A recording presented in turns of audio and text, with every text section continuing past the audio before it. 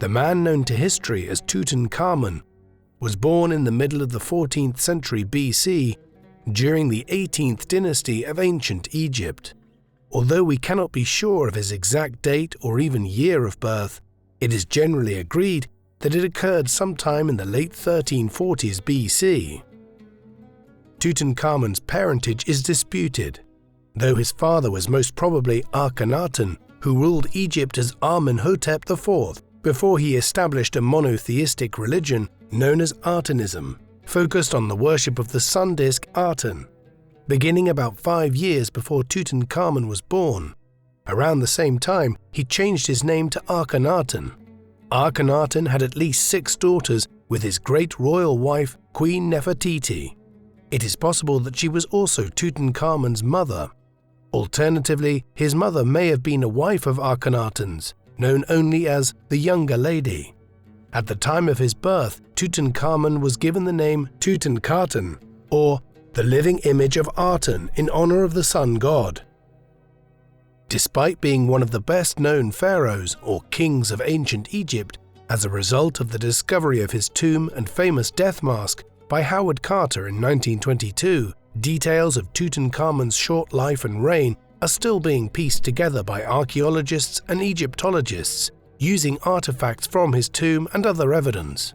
He is likely to have been born in Amarna, the modern-day name of Akhenaten, the short-lived capital city founded by his father on the eastern bank of the River Nile, around 200 miles to the south of Egypt's modern-day capital of Cairo. The young Egyptian prince was born with a club foot on his left leg, forcing him to use a walking stick throughout his life. He was brought up by his wet nurse, a woman named Maya from his father's harem. Among the artifacts found in Tutankhamun's tomb are toys he owned and played with as a child, including an ivory monkey with moving arms and a small wooden bird. At around the age of 4, he learned how to write, starting with the cursive hieratic script used on a daily basis before moving on to the formal and sacred hieroglyphs found on ancient Egyptian monuments. Tutankhaten learned to write by copying out ancient texts, which also offered political wisdom for kings and princes preparing for kingship. He would also have studied administration, geography, history, diplomacy, and religion, as well as the theory and practice of warfare, which included chariot riding and archery. Tutankhaten grew up during a revolutionary period in Egyptian history, driven by his father's religious changes. The traditional Egyptian polytheistic belief system involved the worship of many different gods, amongst whom the creator god Amun and the sun god Ra were most prominent. However, Akhenaten had introduced the cult of Aten, a sun god depicted as a golden disk with rays of light radiating downwards in a fan. While Akhenaten allowed his subjects to continue worshipping the traditional gods, only stipulating that Aten was the supreme god. By the 9th year of his reign, a few years before Tutankhaten's birth, Aten was increasingly portrayed as the preeminent deity. Under the new religion, the Aten was regarded as the creator of the world and everything within it, and each morning at sunrise, the king would make offerings to the Aten at the temples he built in his capital. Akhenaten identified as the son of Aten and served as the chief priest of his cult, and it is possible that Tutankhaten received his religious instruction directly from his father. During his travels with his tutors across the country, the prince may have seen the names of the old gods being removed from the monuments, even while many people continued to worship them. The boy may also have noticed the different artistic styles in the old temples and the new civic buildings rising up from the desert around him in Akhenaten. Around the 14th year of Akhenaten's reign, when Tutankhaten was around 6 years old, the latter's sister or half-sister, Princess Meketaten, died at the age of 10. While her cause of death remains unknown, a plague had been spreading throughout the eastern Mediterranean world. In any case, an infectious disease is a likely explanation, as Neketaten's youngest sisters, Nefer-Nefer-Yer and Setepenra, also died around this time. Older female members of the family followed, including Tutankhaten's grandmother, Queen Tia, and Akhenaten's secondary wife, Queen Kia. Following these deaths in the royal family, Akhenaten hoped to secure his succession and the continuation of his religious reforms by naming a man named Smenkhare, possibly a relative of his, as his co-regent. This Smenkhare was responsible for the construction of a great hall in Akhenaten's royal palace and was expected to be Akhenaten's successor, but died after a year or two. Akhenaten died around the same time, in what was possibly the 17th year of his reign, and around 1336 BC. Following Akhenaten's death, the throne possibly passed to Smenkhare for a brief time before his death, and then appears to have passed to a king named Nefer-Neferuaten, who may have ruled as co-regent alongside Tutankhaten. The new king is believed to have been a royal woman and may have been the eldest daughter of Meritaten, or more likely his great wife Nefertiti. King Nefer-Neferuaten continued to develop the cult of Aten, but was prepared to reintroduce the cult of Amun and the other gods in order to appease the followers of the traditional faith. She abandoned her plans to build a tomb at Akhenaten and instead ordered craftsmen to build a tomb and mortuary temple in the Valley of Kings near Thebes, modern-day Luxor, the traditional capital and royal burial ground for the kings of Egypt in the 2nd millennium BC. The Egyptian archaeologist Zahi Hawass theorized that Nefer-Neferuaten also moved her capital to Thebes, but Shaw suggests that she remained in Akhenaten, in the palace she shared with her late husband. However, she would only live another 2 years, leaving the throne to the 10-year-old Tutankhaten. By the time he ascended to the throne, the 10-year-old King Tutankhaten was still a child receiving his education and could not be expected to exercise royal power by himself. He was therefore advised by courtiers and officials much older than him, who had served his father Akhenaten. His most influential advisor was Ai, a relative who may have been the brother of his grandmother, Queen Tai, while a man named Mea controlled the treasury.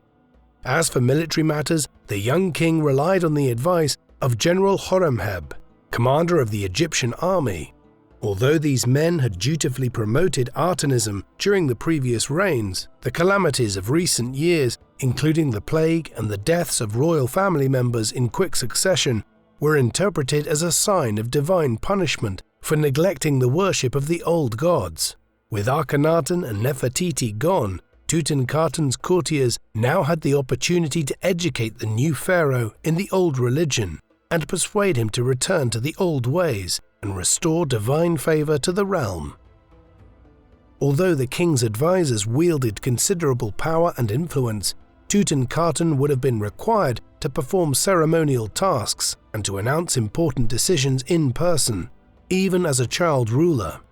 As with all Egyptian pharaohs, he had important religious duties as chief priest of the state religion. As part of the coronation ceremony that marked his assumption of royal authority, the young king was transformed from a human being into a living god. The rituals were conducted according to the old traditions, with offerings made to Amun, his wife the mother goddess Mut, and their son Khonsu, god of the moon. Priests and priestesses represented gods and goddesses who placed various crowns upon the king's head, including the red crown of Lower Egypt, the white crown of Upper Egypt, and the blue crown worn by 18th dynasty pharaohs or kings during war and religious ceremonies. The king was then given his crook and flail, symbols of royal power in Egypt. According to Egyptian royal tradition, the pharaoh would have chosen 4 extra names to reflect his personal qualities and regal majesty. Of these 4 royal names, only one is known. His throne name, Nebkeberure, meaning Lord of Manifestations, is Ra. While Tutankhaten still used his birth name when he assumed the throne, not long afterward the Aten in the king's name was replaced with Amun. Thus Tutankhaten became Tutankhamun, the living image of Amun. King Tutankhamun would have been crowned alongside his wife and half-sister Ankhesenamun, one of the daughters of Akhenaten and Nefertiti. The marriage of siblings in this way was commonplace amongst the royals of ancient Egypt. She was a year older than Tutankhamun, and the two had already been married when the latter became king. Ankhesenamun appears to have been his only queen. The 18th dynasty was known for its powerful queens, and Ankhesenamun would have learned about the deeds of her illustrious ancestor Hatshepsut, the female pharaoh who reigned a century and a half earlier and built a grand mortuary temple in the Theban necropolis near the Valley of the Kings. She had also just seen her mother, Nefertiti, rule Egypt as King Neferuaten. Accordingly, Ankhesenamun was present alongside Tutankhamun throughout his reign for royal ceremonies and audiences, and corresponded with foreign rulers in her own name. Her most important duties included serving as the manifestation of the Egyptian goddesses during religious ceremonies. Of course, as in almost all other monarchies, the queen's main task was to continue the dynastic lineage by bearing the king's children. Ankhesenamun was pregnant twice, but on both occasions her daughters were stillborn. Early in his reign, Tutankhamun's advisors persuaded him to move his capital away from Akhenaten, with power being returned to the cities of Memphis in northern Egypt near the Nile Delta and Thebes in the south. Memphis had been the capital of the Old Kingdom of Egypt in the 3rd millennium BC, when the Great Pyramids and Sphinx were built on the Giza Plateau near the city. Thereafter, Thebes had become the capital. Following the establishment of the 18th dynasty in the mid-16th century BC, Memphis regained its importance as a political center. While Akhenaten built a temple of Aten in the city, from Memphis and Thebes, Tutankhamun and his advisors embarked on the complete reversal of Akhenaten's religious reforms. The king issued a royal decree, which stated that during the previous reigns the old gods had been neglected and withdrawn their divine protection. As a result, Egypt was in chaos and its armies had been defeated on the battlefield.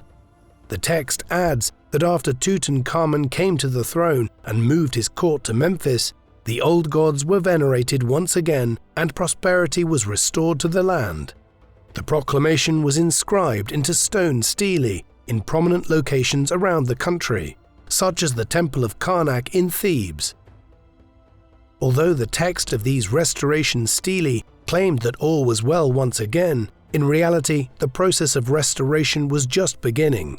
Tutankhamun had been brought up at his father's court in Amarna, surrounded by depictions of Aten on palace walls, and witnessed his father taking part in the elaborate rituals of worshipping the sun disk every morning. To issue a proclamation discrediting the belief system he grew up with must have been a difficult experience for the young king. The king's closest advisors, Maya, and Horemheb, had risen to positions of influence during the reign of Akhenaten, and had tombs made for them in Amarna with Atenist inscriptions, but they formed the vanguard of the move back to tradition. Is believed to have been the power behind the throne. By the end of Tutankhamun's reign, he may have assumed the office of Grand Vizier. Treasury Chief Maya was also responsible for royal construction projects, and it was he who began the work of restoring the temples to the old gods. While Akhenaten had ordered the destruction of images of the old gods, in particular Amun, Tutankhamun ordered his chief sculptor, Usharhadhatiye, to repair the images or to make new ones from scratch.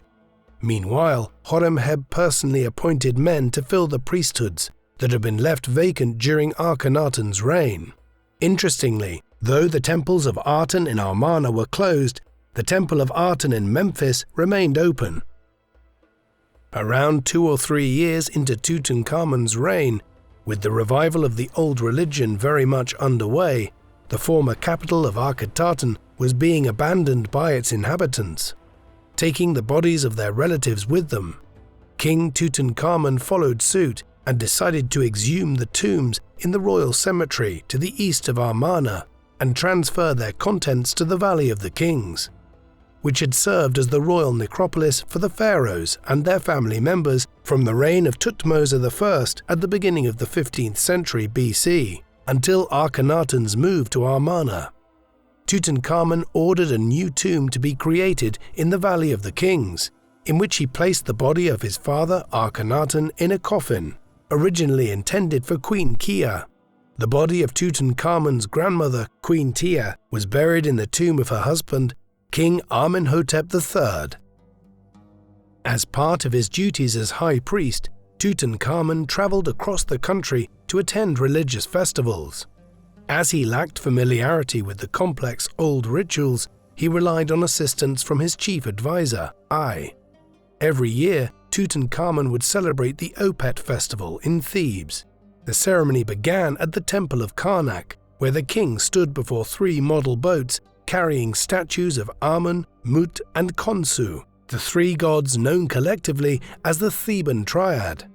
After making offerings, the king led a procession to the Nile, followed by the priests carrying the boats on their shoulders.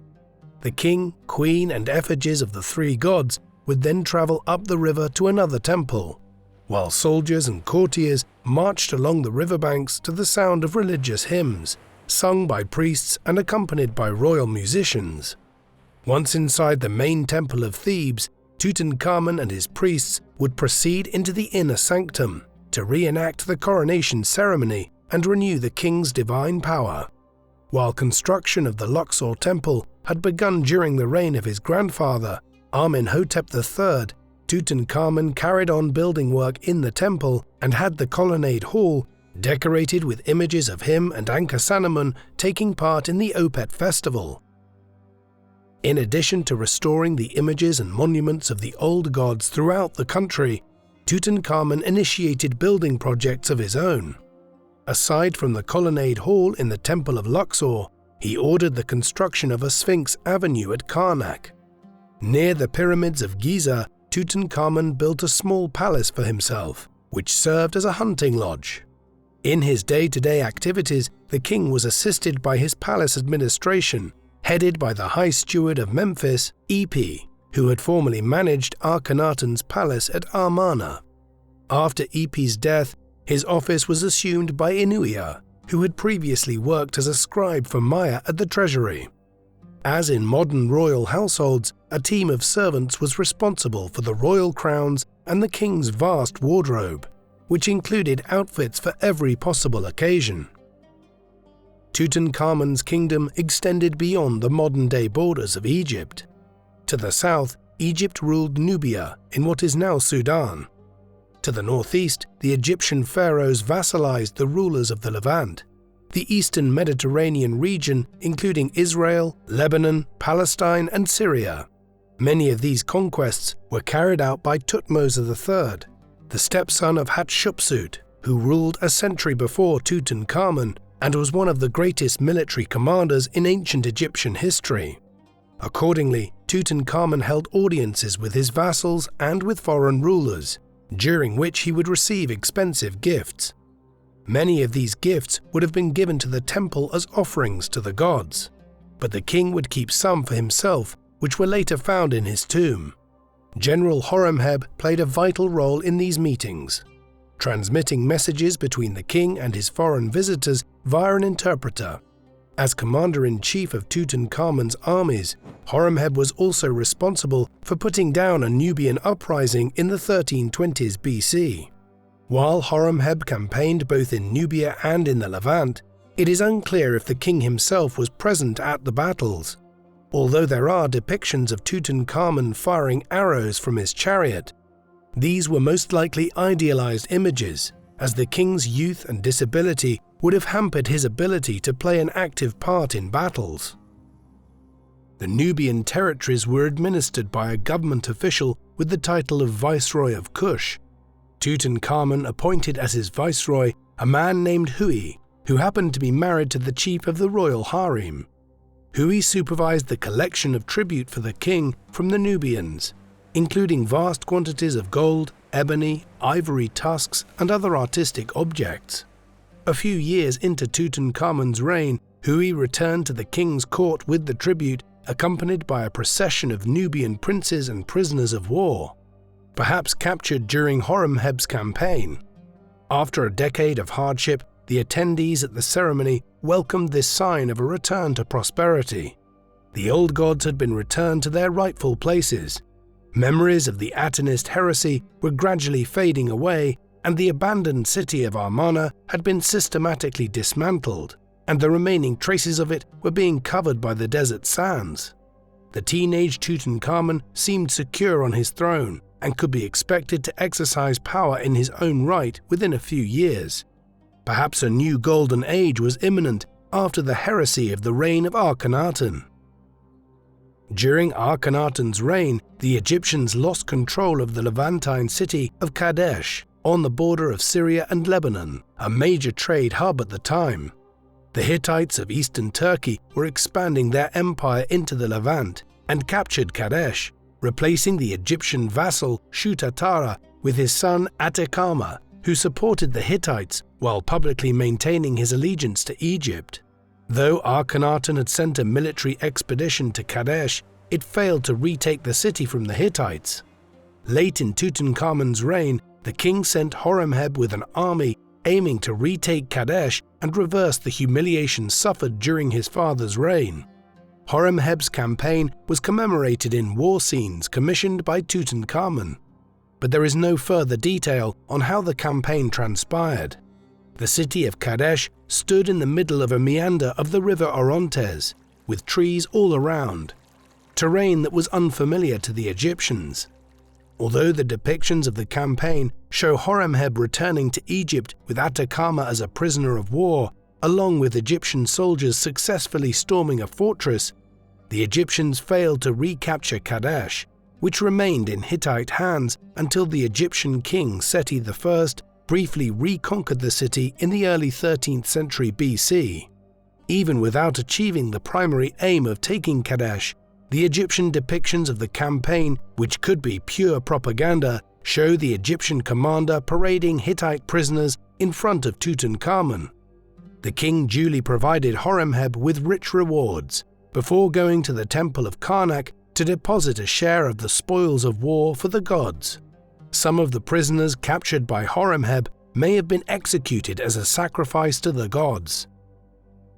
While Horemheb was away on campaign, Tutankhamun presided over the celebrations of the New Year festival. On the first day of the new year, Tutankhamun sat on his royal throne as gifts from the royal workshops and foreign dignitaries were laid down in front of his feet. These gifts would be meticulously recorded by scribes, and the king would distribute a selection of them to his courtiers. In the evening, Tutankhamun and Ankhesenamun invited their courtiers to a banquet. The guests ate bread along with duck, ox meat and goose, while the king was given food that had been purified at the temple fit for a god. The New Year celebration was accompanied by large quantities of beer and wine from the royal vineyards. The king and his courtiers may have ended the day's celebration by playing one of the board games that was found in his tomb early in the 20th century. A popular game was Senet, played on a board with 30 squares and at least 10 counters.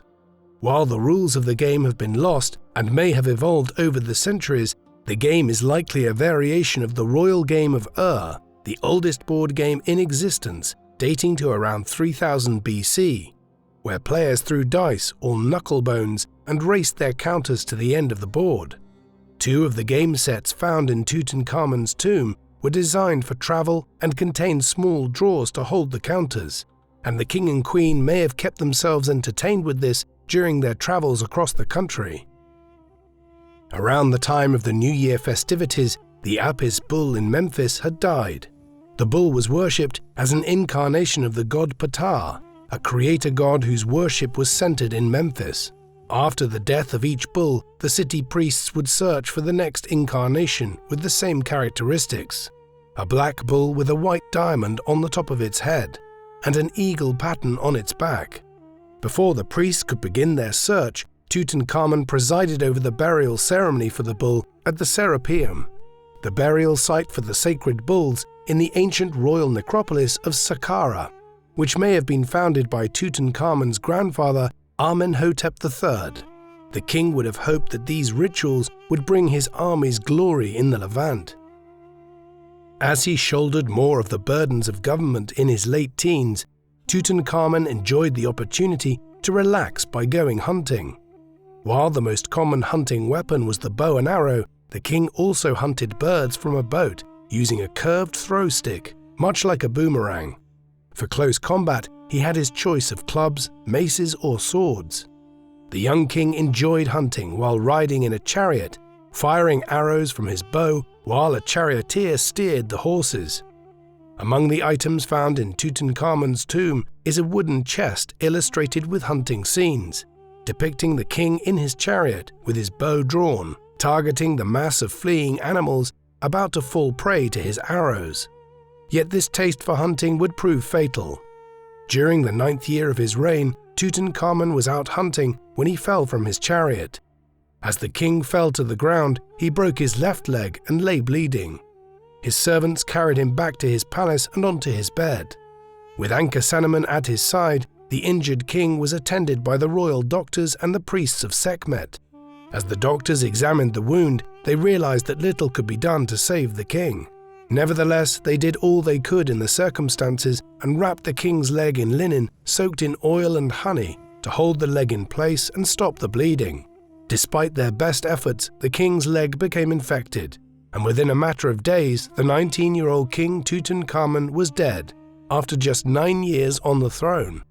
There would be no long and prosperous reign, and the Egyptian kingdom was in turmoil once again. With the death of her husband, Ankhesenamun appears to have been the remaining survivor from amongst Akhenaten's children, and ruled as regent in the absence of an obvious successor.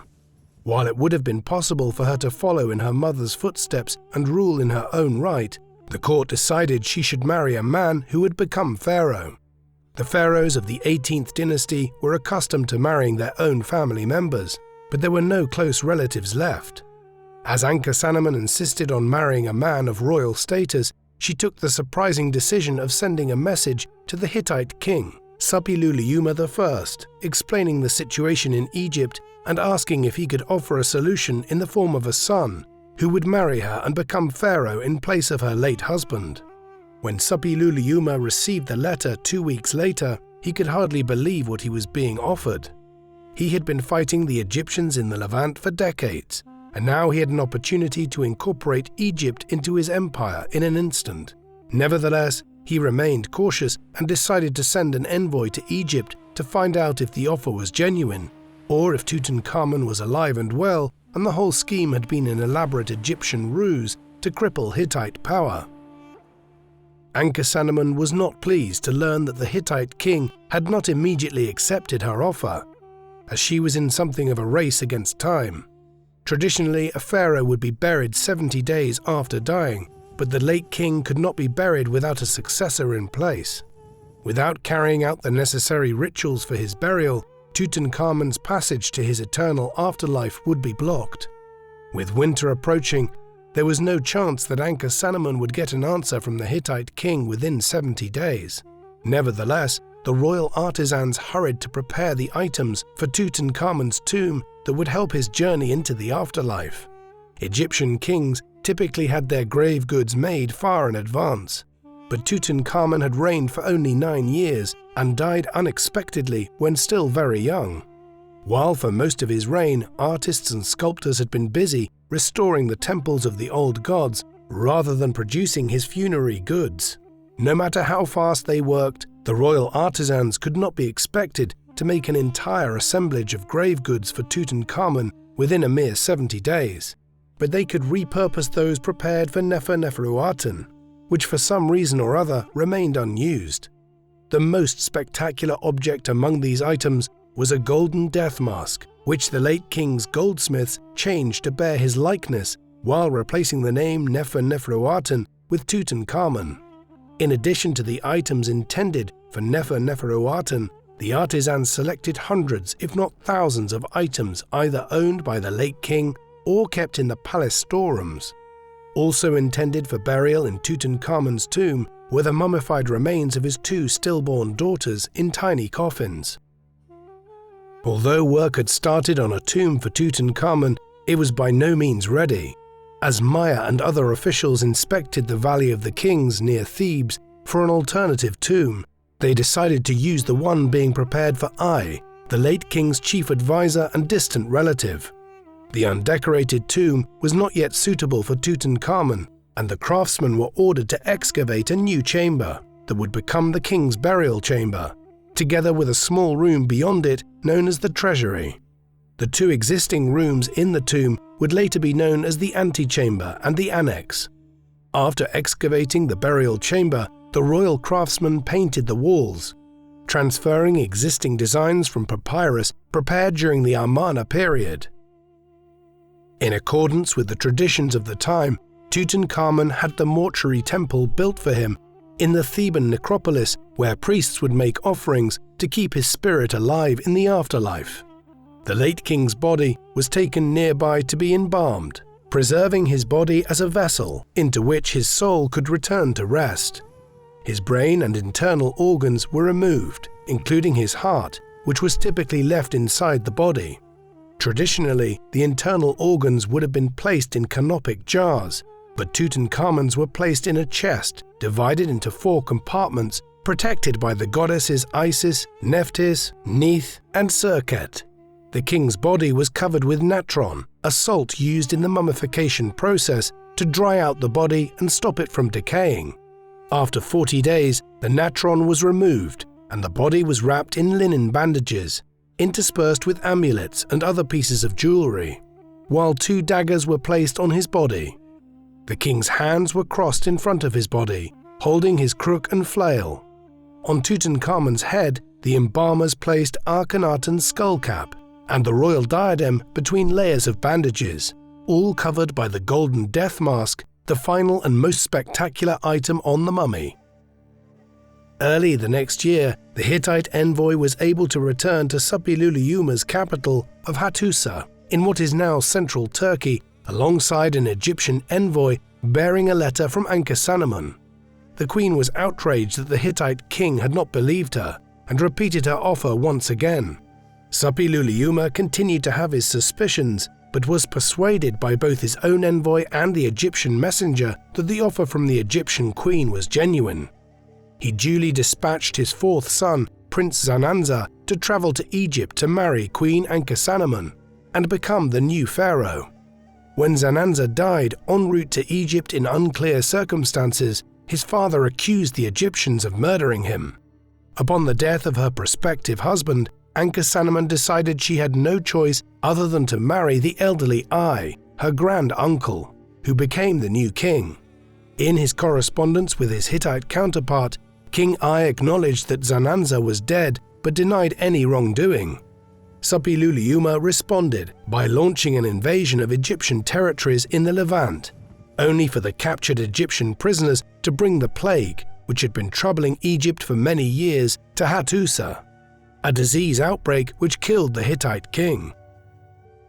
With Ai in place as Tutankhamun's successor, the late king's funeral was scheduled for the end of March, 7 months after his death, much later than was typical. On the north wall of the burial chamber, the artists hurriedly painted the figure of Ai performing the opening of the mouth ritual on his predecessor's body, a ceremonial act symbolizing rebirth in the afterlife. This ceremony was typically led by the crown prince, strengthening Ai's tenuous claims to Tutankhamun's throne. There was no time to build a wall separating the burial chamber from the antechamber, so only 3 walls were decorated for the time being. The scenes from Tutankhamun's burial ritual had already been painted on the walls of his burial chamber before the ceremony had taken place.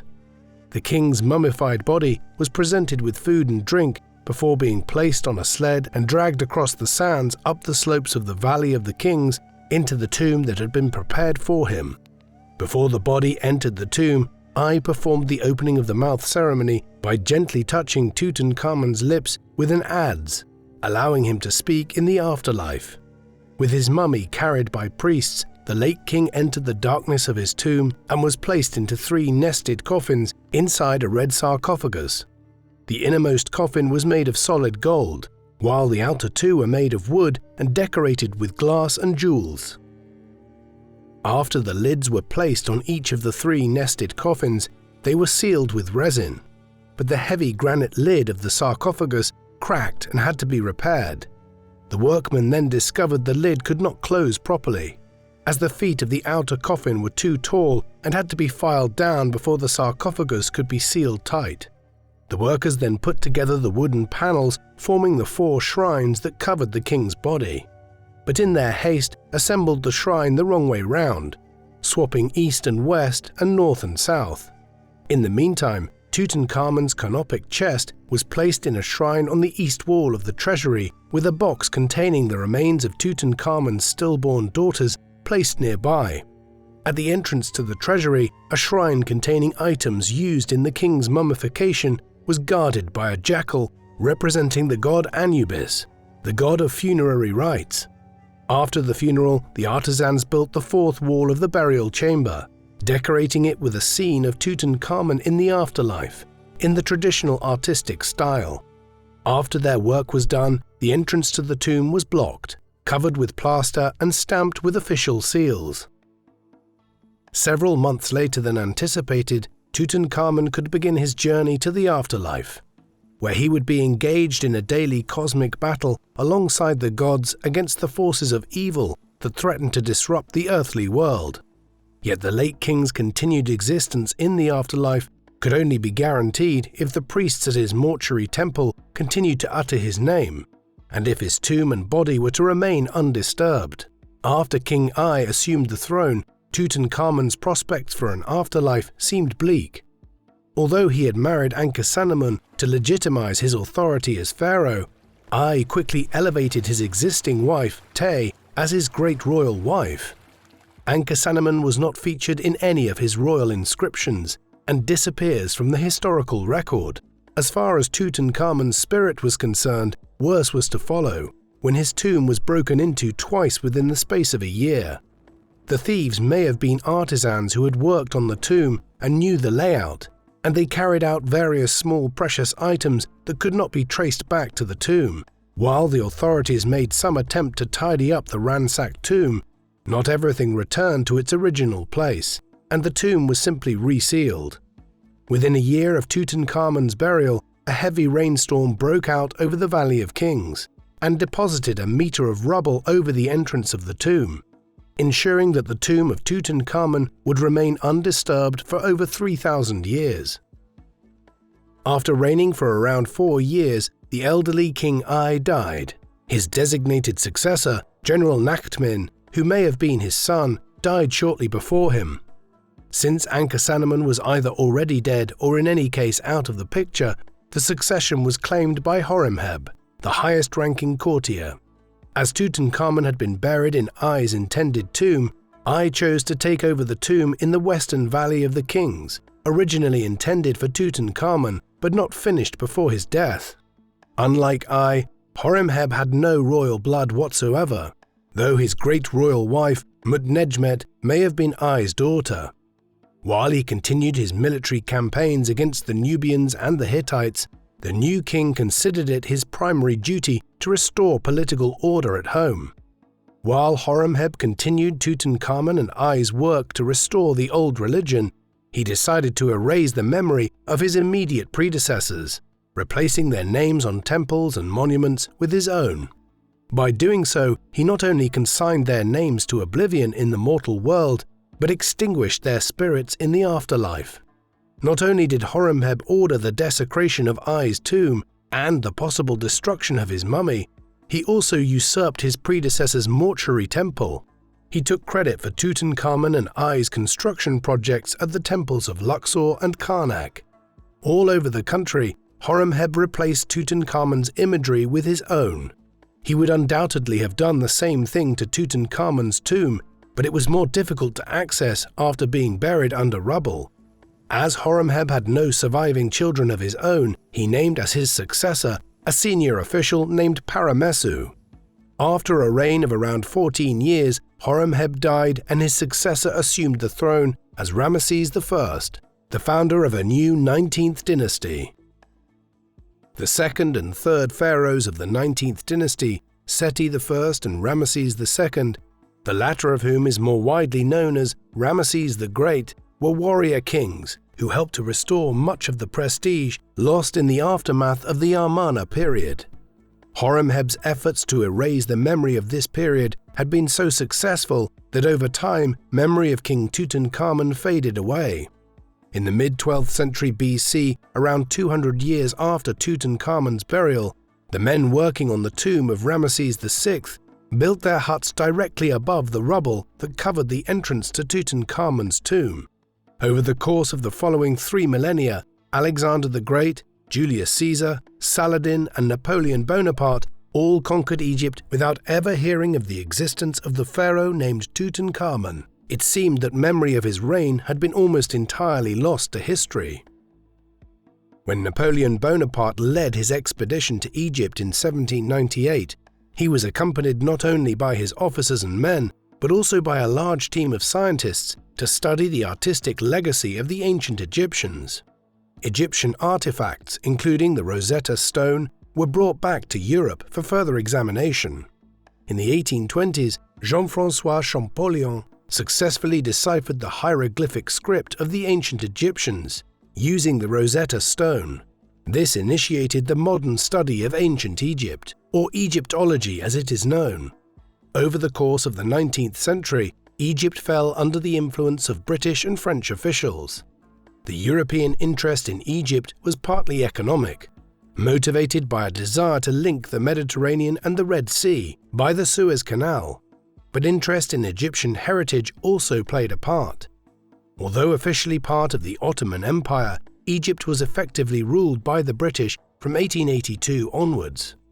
Wealthy aristocrats and businessmen from Europe and the United States flocked to Egypt and applied to the Egyptian Antiquities Service for permits to carry out excavations.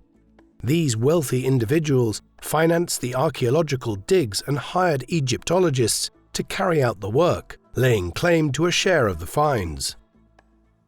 By the end of the 19th century, archaeological activity was underway at sites throughout Egypt which would have been familiar to Tutankhamun, his father's capital of Akhenaten, the ancient capital Memphis, the monumental religious buildings at Thebes, the mortuary temples and tombs of the Theban necropolis, and, most importantly, the Valley of the Kings. The concession to dig in the Valley of the Kings was considered the most prestigious among the archaeologists working in Egypt, who all aspired to be the first to discover an intact royal tomb, as most of the tombs in the Valley of the Kings had been plundered by grave robbers either in antiquity or in more recent times. Between 1905 and 1914, the concession was held by American businessman Theodore Davis. In February 1905, the intact tomb of Yuya and Thuya, the parents of Queen Tia, and accordingly the great-grandparents of Tutankhamun, had been discovered intact by James Quibell, a British Egyptologist sponsored by Davis. By this point, Tutankhamun's name was known to the archaeologists working in Egypt, as his name appeared on the inscriptions of tombs of officials, but otherwise his life and reign remained a mystery. Over the course of a decade, Davis had financed the discovery of more than 10 further tombs in the Valley of the Kings, including a small chamber containing gold foil depicting a king on a chariot bearing the names of Tutankhamun, Ankhesenamun, and Ai, which Davis identified as the tomb of Tutankhamun. By 1914, Davis gave up his concession and declared that the entire valley had been exhausted. Between 1905 and 1908, Davis had been assisted by Howard Carter, a British archaeologist who had previously worked as an inspector for the Antiquities Service before his resignation in the summer of 1905, several months after an incident involving Egyptian guards and French tourists caused him to be reassigned. By 1909, following the recommendation of Gaston Maspero, the director of the Antiquities Service, Carter began his collaboration with George Herbert, the 5th Earl of Carnarvon, who began to visit Egypt every year to help his recovery from a car accident. When Davis gave up his concession for the Valley of the Kings, Carter and Carnarvon believed that there were more discoveries to be made in the area and successfully obtained permission to dig. The outbreak of the First World War disrupted their plans, as Carnarvon was unable to travel to Egypt, while Carter worked in Cairo as an intelligence officer and did not have the time to carry out any new excavations. Yet, in his spare time, Carter continued to examine the map of the Valley of the Kings and focused on the Central Valley, the region where the tombs of Horemheb, and the reburied Amarna royals had been discovered by Davis. He was not convinced that Tutankhamun's tomb had already been found and theorized that the king's tomb still awaited discovery. By 1917, Carter was able to begin work to test his theories, but after 5 years of excavating, nothing of real significance had been found, certainly not any intact royal tomb. By 1922, Lord Carnarvon had lost hope and informed Carter that he was withdrawing his sponsorship. The archaeologist urged his patron to give him one last chance, pointing to the group of workmen's huts near the tomb of Ramesses VI, which had not been cleared to the bedrock. Carter was even prepared to finance an extra season of digging himself, so long as Carnarvon authorized him to carry out the work under his permit. Impressed by Carter's determination, he agreed to sponsor one final season of work. On the 1st of November 1922, Carter's team began to remove the workmen's huts. On the 4th of November, the team stumbled upon a single step before uncovering a doorway leading to a sealed tomb. Although the tomb did not look like a royal tomb and he could not make out a name, he excitedly sent word to Carnarvon announcing the discovery of a tomb with its seal intact. Carter reburied the steps until Carnarvon's arrival on the 24th of November. The steps and doorway were uncovered to reveal the name of King Tutankhamun. As the excavation continued, Carter could not yet be certain that it was a tomb and not a cache of funerary goods from different kings, and he was disappointed to see signs that the tomb had been broken into before it was resealed. By the 26th of November, the entrance corridor had been cleared. Accompanied by Carnarvon and his daughter, Lady Evelyn Herbert, Carter poked a hole into the antechamber and asked for a candle. As he peered inside, he saw a glittering collection of golden treasures and could hardly believe his eyes. Carnarvon broke the silence and asked Carter if he could see anything, to which the archaeologist replied, "Yes, wonderful things." The following day, accompanied by an Egyptian official, Carter and Carnarvon became the first people to step inside Tutankhamun's tomb for well over 3,000 years. Carter and Carnarvon found signs that the burial chamber had been broken into, and in order to reassure themselves that the burial was still intact, they are alleged to have broken through the same opening before resealing it. An official opening of the tomb was then held on the 29th of November. The discovery was reported in the Times of London the following morning. As the man who discovered an intact royal tomb in the Valley of the Kings, Carter knew he had a great responsibility. He installed a steel gate at the tomb's entrance to bolster security, and he decided to document each item from the tomb in its original location and after it had been taken for examination. In this work, he was assisted by the chemist Alfred Lucas and the photographer Harry Burton, while a nearby tomb was commandeered to serve as a laboratory for the conservation and documentation of the artifacts. By the 16th of February 1923, the antechamber had been emptied of its contents and work could begin on the burial chamber. A number of factors hindered the work on Tutankhamun's tomb, including the attention of the world's press and the arrival of thousands of tourists and dignitaries keen to catch a glimpse of the golden treasures Carter had uncovered. Work was further delayed by the death of Lord Carnarvon after a mosquito bite on his face became infected. Lady Carnarvon was allowed to keep her late husband's permit, but work stopped amidst disputes between the Egyptian government and the Carnarvon estate over the distribution of the finds from the tomb. When the press claimed that Carnarvon had succumbed to an ancient curse, an irritated Carter insisted that the tomb was safe and no such curse existed. It wasn't until September 1925 that work began to remove the pharaoh's body from his coffins. After the lids of the first two coffins were removed, the golden innermost coffin was revealed in all its splendor. As the two inner coffins were stuck together by the resin used to seal the coffins, they were brought to the antechamber, where the lid of the golden coffin could be opened, revealing the mummy with its famous gold death mask on its head. Since the mummy itself was stuck to the golden coffin, Carter's workmen carried the two coffins into the laboratory. Unable to separate the mummy from the coffin, Carter decided to unwrap Tutankhamun inside his coffins.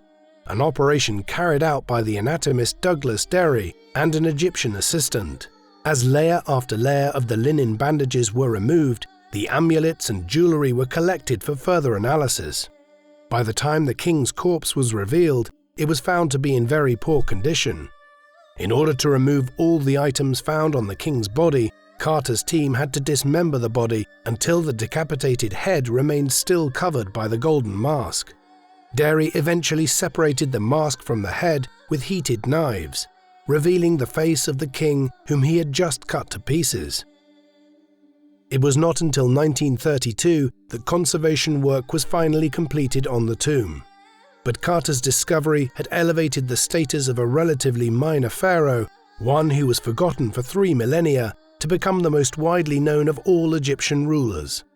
A replica of the tomb's antechamber was made for the British Empire exhibition at Wembley Park in 1924 and 1925, while shops in London were full of merchandise bearing images of artifacts from the tomb, most notably the golden mask, which was first exhibited to the public in the Egyptian Museum in Cairo in January 1926. Carter reassembled Tutankhamun's body and returned it to the outermost coffin and the sarcophagus in the burial chamber. Carter died in March 1939, shortly before the outbreak of the Second World War. It is believed that during the war, the tomb was broken into and the body disturbed, and a team of researchers in 1968 found that the body was no longer in the position Carter had described when he returned it to the tomb. In January 2005, Tutankhamun was taken out of his tomb for CT scanning. In November 2007, Tutankhamun's body was moved into the antechamber for better preservation in a climate-controlled case. Pending the discovery of any new royal tombs, he is the only Egyptian pharaoh to be resting in his own tomb. In recent decades, researchers have used the data collected from Tutankhamun's body to draw conclusions about Tutankhamun's life and death. The theory that he had a club foot is supported by what appear to be numerous walking sticks found in his tomb. But it is possible that his remains were damaged either during the embalming process or by Carter's team, and that these sticks were actually used as symbols of royal authority rather than to help the king walk. Similarly, there are competing theories about the cause of his death. DNA testing suggests that he suffered from malaria, while a dislodged piece in his skull has fueled the belief that he was murdered, challenging the idea that his death was owing to a hunting accident. The absence of Tutankhamun's heart and damage to his rib cage points to a traumatic wound to the chest, though this may have been the result of damage to the mummy, which occurred during the break-in during the Second World War. Although Tutankhamun's body remained in Egypt, the artifacts from his tomb have been exhibited abroad on several occasions, beginning in 1961 with a tour of North America, accompanied by a campaign to raise awareness for the conservation of archaeological sites impacted by the construction of the Aswan High Dam in Egypt. During the late 1960s and early 1970s, the treasures traveled to Europe, including London, Paris, and throughout the Soviet Union. Since the 1980s, Tutankhamun's famous gold mask has remained in Egypt, where it is expected to stay forever.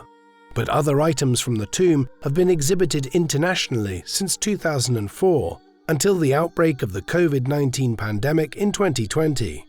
The whole collection of artifacts from Tutankhamun's tomb, over 5,000 objects in total, is being prepared for display at the Grand Egyptian Museum, newly built near the pyramids of Giza. Over a century after Howard Carter's discovery of his tomb, the story of Tutankhamun's life is still being re-evaluated. New technology and scientific methods may uncover mysteries surrounding the brief life and reign of the pharaoh whose successors attempted to erase him from history. Likewise, there are many details about Tutankhamun's family members from the Amarna period that remain unknown, and the young pharaoh's parentage even remains a matter of debate. Thus, King Tutankhamun, despite being the most famous of all Egyptian pharaohs, whose death mask has become a symbol of ancient Egypt, remains something of a mysterious figure. He grew up in Akhenaten's court at Amarna, where he witnessed the establishment of the cult of Aten. the memory of which was later obliterated by his successors. After spending the first decade of his life accompanied by religious upheaval and political disorder, Tutankhamun came to the throne and began the process of restoring the old gods and disestablishing the cult of Aten, abandoning Amarna for the traditional political and religious centers of Memphis and Thebes. After his death at a very young age, his legacy as a man who began to restore the old religion was usurped by his advisors and successors, Horemheb in particular, who sought to erase Tutankhamun from history. For more than 3,000 years thereafter, Tutankhamun remained unknown and undisturbed, until Howard Carter's discovery of his tomb elevated him to a degree of international fame that easily eclipsed the significance of his own brief reign. What do you think of Tutankhamun? Was he the tragic boy king who spent most of his short reign controlled by his courtiers, or should he be recognized as an important historical figure in his own right, responsible for restoring a degree of political and religious order after the upheavals of Akhenaten's reign? Please let us know in the comment section. And in the meantime, thank you very much for watching.